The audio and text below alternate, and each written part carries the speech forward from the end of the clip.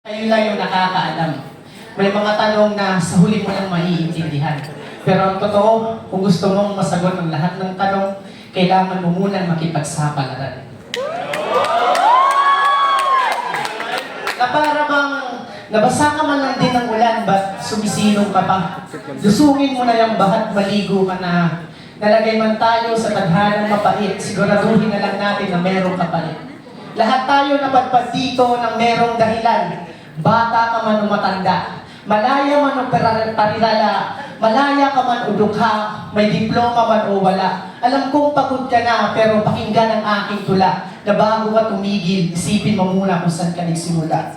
Mula umaga hanggang gabi, trabaho na di ko kaya.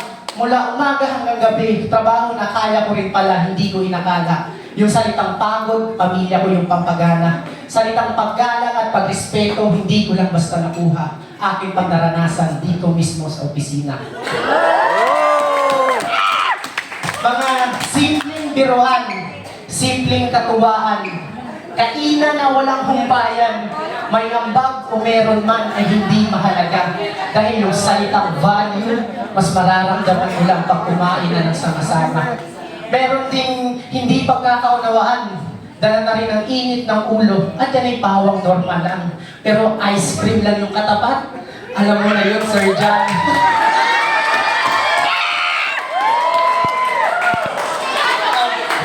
Alam mo na yun, Sir John.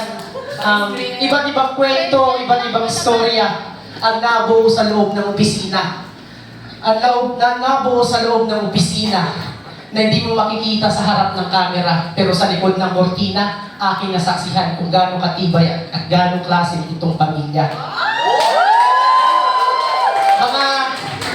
Mga katrabaho ko na ate na at kuya, mga tito na at tita, minsan nga mga lola at lola.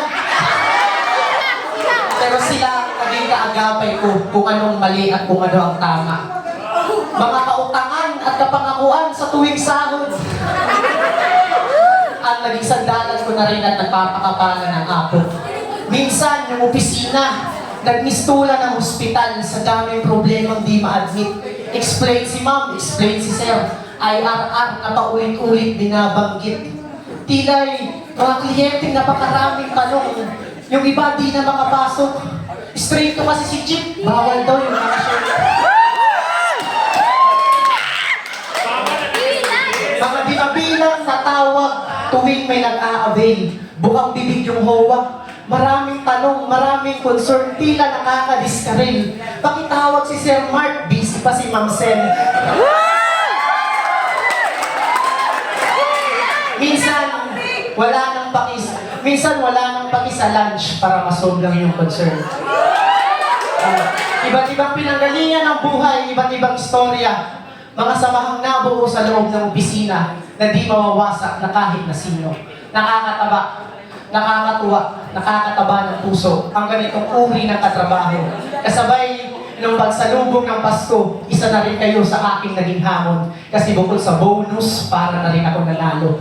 Subalit, meron mang mag-iba at alam kong merong magbabago. Meron mang aalis at alam kong merong darating. Maging sawi ka man o sularin, maging sawi ka man o sularin, maging kasalanan man o palarin, lagi nyo lang tatandaan, nasa paglingon pa rin ang magagandang tanawin. Thank you. I love you all.